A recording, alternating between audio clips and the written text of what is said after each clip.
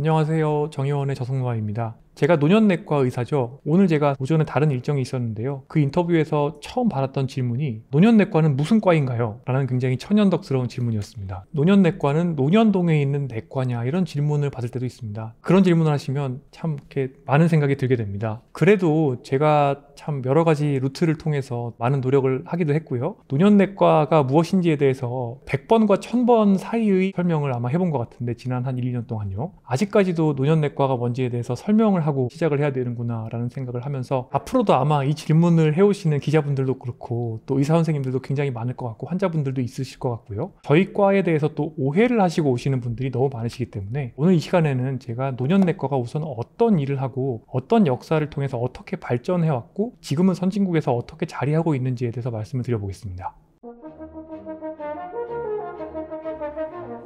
자, 제일 먼저 제가 이제 노년기 진료를 한다 그러면 나는 올해 66세가 됐으니까 너한테 가야 되는 거냐? 이렇게 질문하시는 분들이 있고요. 또 의사 선생님들 중에서는 웃기지 마라. 내가 환자 중에 70세가 넘은 사람이 너보다 많다. 너는 노년내과라고 말할 자격이 없고 내가 너보다 노인을 훨씬 잘한다. 이렇게 말씀하시는 분들이 있습니다. 그런데 노년내과는 사실은 숫자 나이로 사람을 쪼개는 과는 아닙니다. 이게 소아과와 크게 다른 점이라고 볼 수가 있습니다. 소아과는 아이들마다 발달의 궤적이 다르기 때문에 어떤 친구들은 조금 더 발달이 더디기도 하고 또 어떤 친구들은 조금 빠르기도 하죠. 그렇지만 어느 정도 고등학교를 다닐 때까지는 이제 소아청소년과를 가는 게 1차적으로 맞다 이런 어느 정도의 컨센서스가 있지요. 특히 예를 들어서 신생아학 그러니까 만 1세까지를 진료하는 학문의 경우에는 정말 굉장히 특수성과 전문성을 인정받고 있습니다. 그래서 소아과 책을 딱 열어보면 항상 처음에 나오는 이야기가 있죠. 소아는 작은 성인이 아니다. 왜냐하면 성장을 하고 있고 생리학적인 특성이 성인과 매우 많이 다르기 때문에 또 질병의 특성으로 다르기 때문에 무턱대고 성인에서 킬로그램만 낮다라고 해놓고 약을 주게 되면 큰일 날 수가 있는 거죠. 예를 들어서 성장기의 아이들한테는 항생제도 조심해서 써야 되는 것들이 있고요. 써서는 안 되는 약물들이 다양하게 있습니다. 노년도 비슷하지만 조금 다른 면이 있습니다.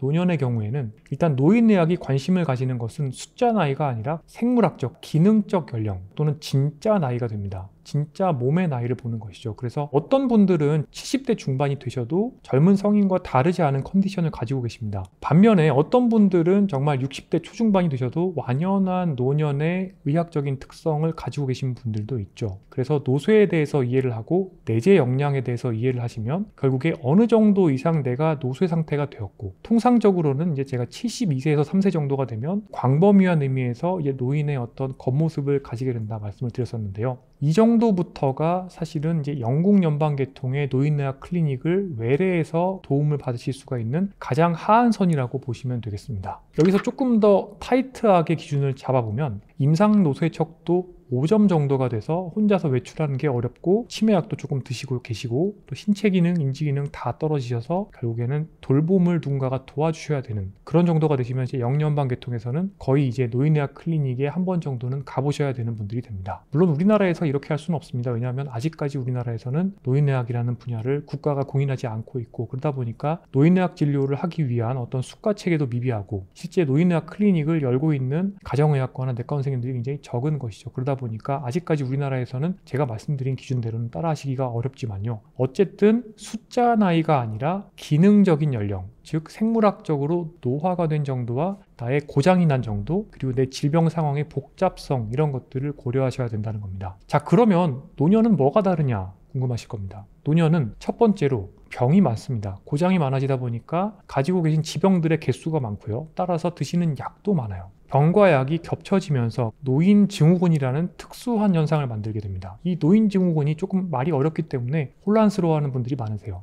노인증후군이라는 것은 젊은 사람의 병과 다른 방식으로 나타납니다. 예를 들어서 어떤 분이 감기에 걸리면서 의식이 처지고 계속 주무시면서 식사를 못하게 되시다가 열도 났다. 그렇게 해서 응급실에 오셨다고 생각을 해보겠습니다. 70대 후반이시고 치매약도 드시고 계시고 평소에 신체 기능이 떨어져 계시고 당연히 인지 기능도 어느 정도 떨어져 계시겠죠. 이런 상태에서 감기에 걸렸습니다. 감기약 중에는 의식을 처지게 만들 수 있는 항히스타민제가 들어있습니다. 이 항히스타민제는 항콜린이라고 해서 아세틸콜린의 작동을 떨어뜨릴 수 있는 특성을 가지고 있습니다. 이런 것들이 의식이 처지는 데 기여하였을 것이고요. 이 의식이 처지면서 식사를 못 하시게 되시고 탈수가 되셨을 겁니다. 탈수도 의식을 처지는 데 기여하죠. 이처럼 어떤 한 가지 증상, 즉 의식이 처진다는 증상이 나오는데 그 증상에 기여하는 요인들이 감기 자체도 있고 인지기능이 떨어지는 것도 있고 약도 있고 탈수도 있는 겁니다. 이런 것들이 다 더해져서 댐에 물이 차오르고 차올라서 가장 약한 부분을 뚫고 나온다. 이런 개념이 노인증후군입니다. 만약에 이분이 치매가 있지 않고 신체 노쇠가 메인이었다. 그러니까 근감소가 있고 다리 힘이 떨어진다. 그러면 이분은 똑같은 약을 먹고 똑같은 감기에 걸렸을 때 의식이 처지는 게 아니라 낙상을 주소로 엉덩이 관절이 부러지면서 응급실에 오실 수가 있습니다. 만약에 이분이 골반저 근육의 기능이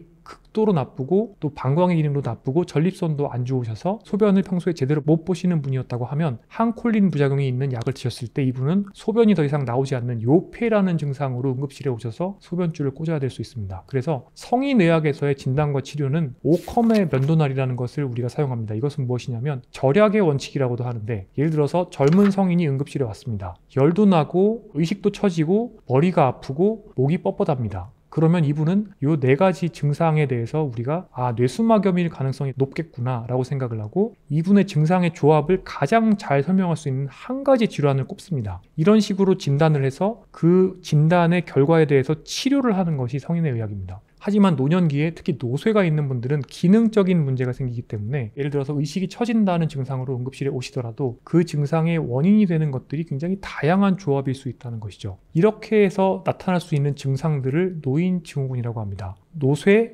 근감소증, 치매, 실금, 변비, 낙상, 굉장히 다양한 노인증후군이 있고, 이런 노인증후군을 일반적인 성인의학적인 관점으로 본다고 하면 그 원인들을 제대로 찾기가 어렵고 그 증상에 대해서만 그냥 눌러버리는 방식으로 치료를 할 수가 있습니다. 자, 그렇기 때문에 제가 종종 인터뷰에서 말씀드리는 응급실에 의식이 처져서 오신 분의 약을 정리를 했더니 환자가 오히려 의식이 좋아져서 집에 갔다. 이런 이야기가 가능할 수가 있는 거죠. 약을 여러 가지를 동시에 사용하는 현상도 굉장히 중요한 노인증후군의 하나이고, 이런 다제 약물을 어떤 식으로 평가하고 어떻게 약을 정리하고 이분이 가지고 있는 질환과 생리학적인 특성을 고려해서 어떻게 정합성이 있는 처방을 만들어낼지, 이런 것이 노인의학에서는 또 굉장히 중요한 한 분야가 되거든요. 자, 그렇기 때문에 노인의학에서는 결국에 지금 당장 내 눈앞에 있는 사람들의 가장 눈에 띄게 나오는 어떤 증상만 봐서는 되는 것이 아니고, 주가 되는 문제 뒤에 존재하게 되는 그분이 가지고 계시는 모든 유의미한 만성질환과 기저력, 그리고 그분의 문제가 될 수 있는 여러 가지 기능적인 문제들, 인지기능, 신체기능, 사회적 문제, 돌봄의 문제, 이런 것들을 종합적으로 고려해야 한다는 것입니다. 이렇게 종합적으로 고려한다는 특징을 저희가 말씀드리면 또 오해하시는 분들이 계세요. 종합적으로 보기 때문에 모든 병을 만병통치를 할 수 있다라고 오해하시는 분들이 있고, 또 한편으로는 종합진료를 한다고 하면 결국에는 뭐 마인드 바디 메디슨이나 아니면 한의사처럼 정말 이렇게 진맥을 해서 화타처럼 무조건 다 낫게 해줄 수 있는 거냐, 그게 절대 아니라 기본적인 내과 진료를 하지만 노인증후군이라는 특성에 맞춰서 비전형적으로 나타난 여러 가지 질병의 특질들을 파악을 한 후에 환자분들의 문제가 되는 것의 근본적인 원인을 찾아서 꼬여있는 어떤 매듭에 가장 문제가 되는 급소를 풀어준다. 이런 것들이 어떻게 보면 급성기 노인의학, 그러니까 환자분들이 확 나빠져서 오셨을 때 저희가 진료해드리는 가장 중요한 어떤 핵심이라고 보시면 되겠습니다.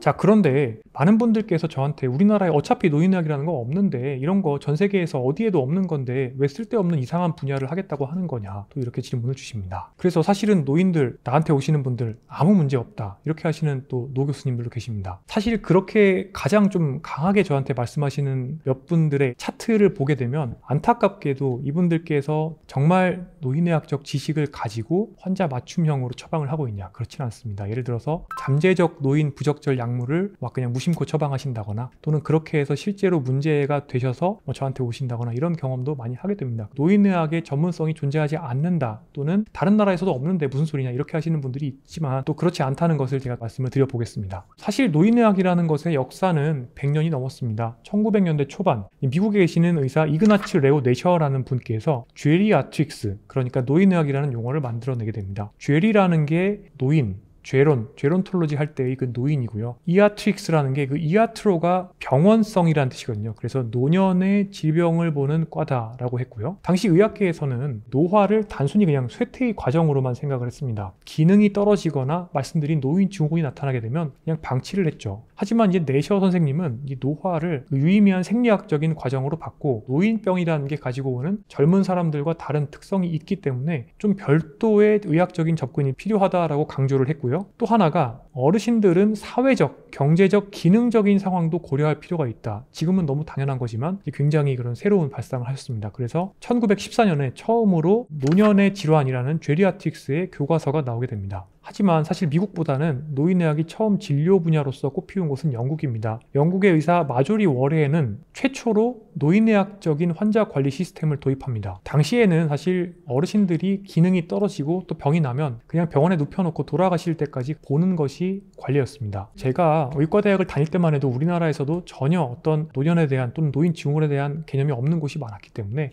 선망이 생기고 나면 환자분을 그냥 묶어버리거나 항정신 약물을 줘서 그냥 재워버리거나, 그렇게 해서 폐렴 생기면 돌아가시고, 욕창 생겨도 그냥 방치하고, 이런 데가 정말 많이 있었습니다. 그래서 이 마조리 월에는 포괄적 노인평가 또는 노인 포괄평가라고 부르는, 영어로는 Comprehensive Geriatric Assessment라고 하는데, 이 과정이 여러 가지 질병과 신체 기능, 인지 기능, 드시는 약물, 사회적인 특성, 영양적 상태, 정신적, 정서적 상태, 이런 것들을 전반적으로 고려를 해서 그 중에서 어떤 부분의 기능이 특히 많이 떨어져 있고 이런 부분을 어떻게 채워주고 또 재활을 시켜드리면 도움이 되겠구나, 이런 기본적인 개념을 잡게 됩니다. 그러니까 노인 증후군이라는 것이 제가 아까 전에 댐에서 가장 취약한 부분을 뚫고 나오는 그런 증상이다 말씀드렸는데, 그런 개념을 이미 이해를 하셨던 거죠. 이런 부분들을 메워주게 되면 어르신들이 사실은 댁으로 돌아가셔서 독립적으로 일상생활을 영위할 수 있겠다는 결론을 내리게 됩니다. 이후에 이제 1940년대에 2차 대전을 마치면서 영국에서는 브리티시 메디컬 어소시에이션, 즉 영국 의학협회에서 노인의학 분과를 설립하게 되고, 1948년에 NHS, 영국 국민보건 서비스가 설립되게 됩니다. 이후에 노인의학은 굉장히 중요한 내과의 한 파트가 됩니다. 지금 현재 NHS 홈페이지를 들어가 보면 영국의 내과계 의사의 가장 많은 부분들을 차지하는 최대의 어떤 전문 분야다, 이렇게 나와 있습니다.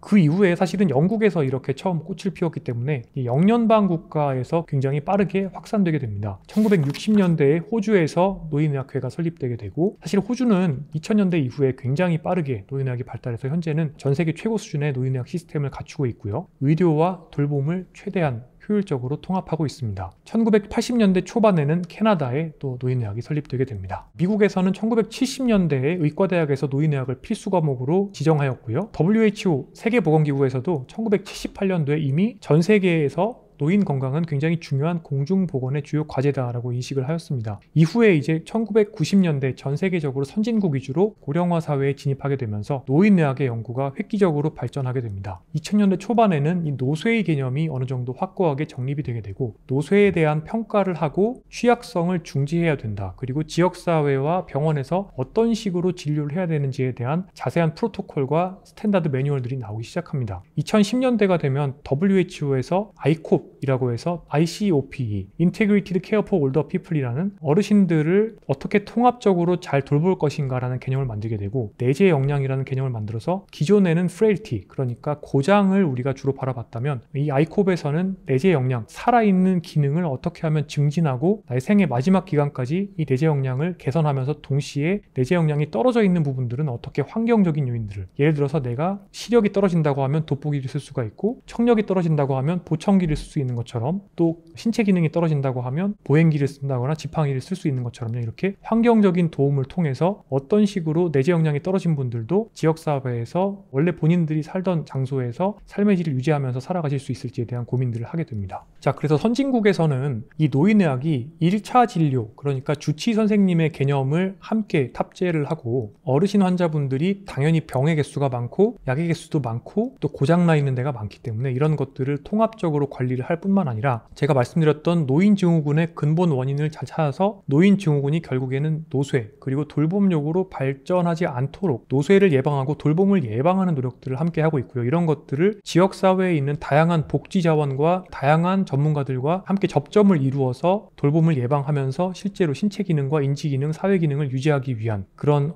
허브 역할을 수행을 하고 있다고 볼 수가 있겠고요. 나아가서 실제 또 돌봄 요구가 결국에 필요해진다고 하면 그때는 어떠한 돌봄이 도움이 될지에 대해서 일종의 사례 관리자, 즉 케이스 코디네이터의 역할도 일부 수행한다고 보시면 되겠습니다. 결국에는 이제 의사뿐만 아니라 간호사, 물리치료사, 사회복지사, 작업치료사, 영양사와 같은 굉장히 다양한 분들이 함께 일하는 그런 다학제적인 전문 분야가 되겠고요. 그래서 어르신들의 신체적, 정신적, 사회적 욕구를 함께 충족시켜드리고 결국에는 분절적이지 않게 효율적으로 의료가 제공되게 되고 불필요한 약을 드실 가능성도 줄어들게 될 뿐만 아니라 궁극적으로는 큰 돈이 들어가게 되는 돌봄을 예방하는 데 큰 역할을 하고 있는 게 선진국에서의 노인의료라고 할 수 있겠습니다. 자, 그런 측면에서 제가 가장 안타깝게 생각하는 점은 대부분의 선진국은 고령화 사회 또는 그 이전 고령화 사회로 들어가기 이전에 이미 노인의학의 중요성을 인지를 하고 사회보장제도나 또는 돌봄 시스템에 노인의학적 관점을 도입하고 또 돌봄 예방이라는 시스템을 만들어서 돌봄 요구를 줄이는 사회 부담이 덜 되게 하면서도 노년기의 삶의 질을 높일 수 있는 여러 가지 시스템을 만들어 왔는데요. 안타깝게도 우리나라에서는 아직까지 이런 노인의학의 개념이 대부분 무시되고 있다는 것입니다. 그래서 1차 진료나 주치의의 개념과 같은 것들이 서구에서는 필수 의료의 영역으로 간주되고 있지만 아직까지 우리나라 지금 현재 의정 갈등 상황에서 보게 되면 1차 의료나 주치의 또는 노인의학 전혀 필수 의료라고 이야기가 되고 있지 않습니다. 실제로 2020년에 OECD에서는 대한민국은 1차 진료가 존재하지 않은 굉장히 특이한 나라고 이런 경우가 선진국 중에 굉장히 드물다라고 언급을 하고 있습니다. 이 보고서에서 OECD가 언급하였던 것은 대한민국이 지금까지는 평균 연령이 굉장히 젊은 나라였기 때문에 질병 중심의 전문과 중심의 진료를 했을 때 효율성이 유지가 되었을 거다. 하지만 앞으로 고령화가 더 빠르게 진행이 되면서 이 시스템의 비효율성이 나타날 것이고 결국에 이런 것이 국민 건강을 해칠 뿐만 아니라 의료와 관련된 비용이 폭증하는 결과를 낳을 가능성이 높다와 같은 이야기를 하고 있습니다.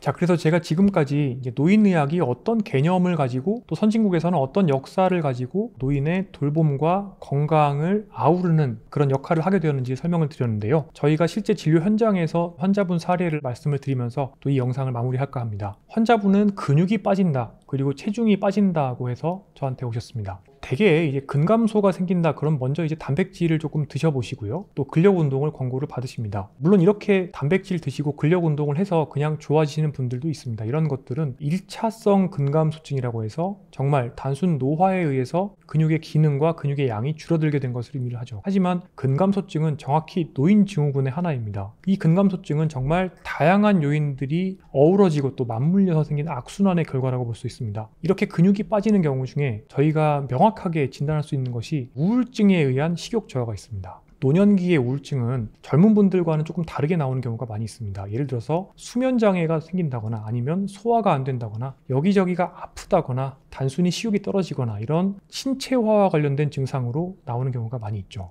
어르신들이 이렇게 몸이 아픈 데가 많고 또 식사량이 떨어지고 거기다가 잠도 잘 못 자고 이러다 보면 활력이 떨어지죠. 바깥으로 나가지가 않게 됩니다. 근육을 사용할 일도 줄어들죠. 그러면 점점 댁에서 지내는 시간이 늘어나고 처음에는 소파에서 지내는 시간이 늘다가 결국에는 침상에서 지내는 시간이 늘어나게 됩니다. 근육을 사용하지 않게 되니까 근육은 쫙쫙 빠지게 되고요. 또 체중도 식사량이 떨어지면 떨어질수록 점점 더 줄게 되고요. 게다가 밤에 잠도 잘 주무시지 못하기 때문에 인지 기능도 떨어지게 되고 환자분이 굉장히 예민해지면서 약간 치매 환자처럼 보이기도 됩니다. 이렇게 여러 가지 증상들이 생긴 상태에서 저희 과로 결국에는 오시는데 대개는 이제 많은 과를 전전하시다가 마지막에 도저히 안 되니까 한번 노년내과에 가보자 이러고 또 오시는 분들이 있습니다. 이렇게 악순환이 생겨서 결국에는 근육량이 빠지고 신체 기능이 떨어졌다. 이분들은 변비도 심하고 속도 안 좋고 식욕도 없어요. 이 상태에서 단백질 더 드셔야 됩니다. 그리고 식사, 운동, 영양 처방을 합니다. 그런다고 되는 건 전혀 아니죠. 결국에는 그 근본에 있는 수면과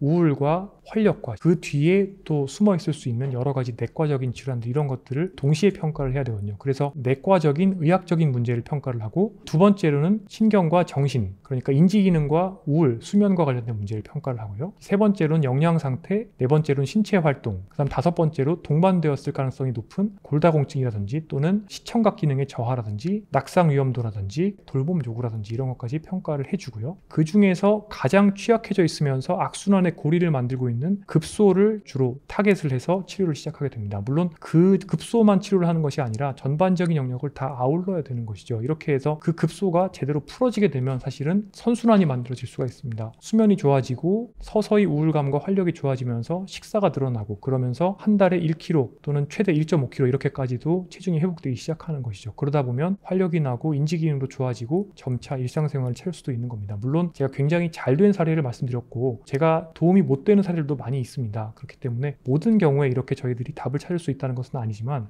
노인 증후군의 특성을 가지는 환자분들은 이처럼 노인의학적인 관점에서 환자분들의 취약성을 확인을 하고 그 중에서 개선할 수 있는 부분들을 개선해 드리면 결국에는 노쇠가 진행해서 돌봄 요구가 발생하거나 또는 요양원, 요양병원에 가는 상황을 조금이라도 저희들이 예방을 할 수가 있는 것이죠. 자, 그럼에도 불구하고 현재의 우리나라의 의료 환경에서는 제가 말씀드린 이상적인 노인의학 진료를 하기가 상당히 어려운 상황입니다. 왜냐하면 진찰료라는 것은 항상 균일가로 되어 있습니다. 상급종합병원 진찰료가 채 3만 원이 되지 않습니다. 제가 외래 진료를 통해서 수익을 낼 수 있는 것이 대부분 상급종합병원에서는 검사를 많이 긁어야 되고 긁는다는 표현이 처방을 쫙 한다는 것을 의미를 하거든요. 검사 수익을 내야 되고 또 하나가 진찰료가 적기 때문에 1시간에 2-3명을 보는 게 아니라 20-30명을 봐야 되는 상황이 벌어지게 됩니다. 다른 선진국에서는 노인의학 진료실에서 1시간에 초진 1명을 본다 보통 이렇게 얘기를 많이 하시는데 우리나라에서는 제가 진료를 하다 보면 1시간이라는 슬롯에 정말 최소한 오전에 12명, 13명을 봐야지 오후에 다음 교수님이 오기 전에 방을 빼드릴 수가 있습니다. 어떻게 보면 우리나라의 이런 행위별 수가 체계 그리고 검사를 많이 내야 되고 환자를 빨리 봐야 되는 이런 진료 현실에서는 노인의학에 대한 개념을 알고 있는 선생님들도 점점 더 분절화된 진료를 할 수밖에 없게 됩니다. 그러다 보니까 외래 진료에서도 전문과에서 본인이 보는 장기만 볼 수밖에 없고 점점 더 좁혀서 보시게 되고 다른 문제에 대해서 환자분이 말씀하시면 어쩔 수 없이 그 해당 문제를 진료하는 과로 리퍼라고 해서 의뢰를 하게 됩니다. 그러다 보니까 우리나라가 전 세계에서 가장 경상의료비 증가 속도가 빠른 나라가 되었습니다. 사람이 나이가 들면 병의 개수가 당연히 늘어나거든요. 이런 개수가 늘어난 개별 질환에 대해서 전문과들로 다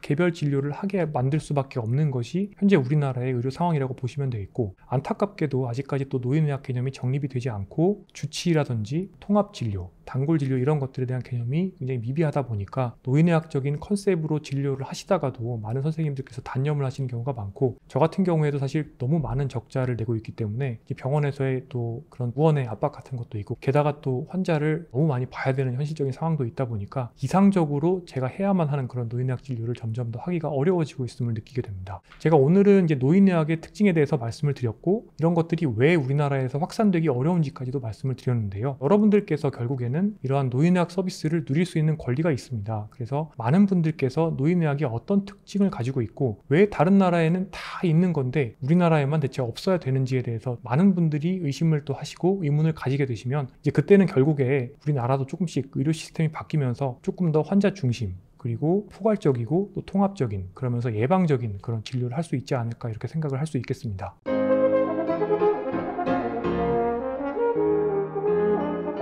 네, 오늘은 제가 노인의학의 기본 개념과 특성에 대해서 말씀을 드렸고요. 앞으로의 영상들에서는 그러면 노년내과를 어떻게 활용하시는 것이 도움이 되며 또 어떤 부분들은 저희가 실제로 해드릴 수가 없는지 더 구체적인 내용들에 대해서 다루어 보도록 하겠습니다. 이번 시간 준비한 내용은 여기까지입니다. 감사합니다.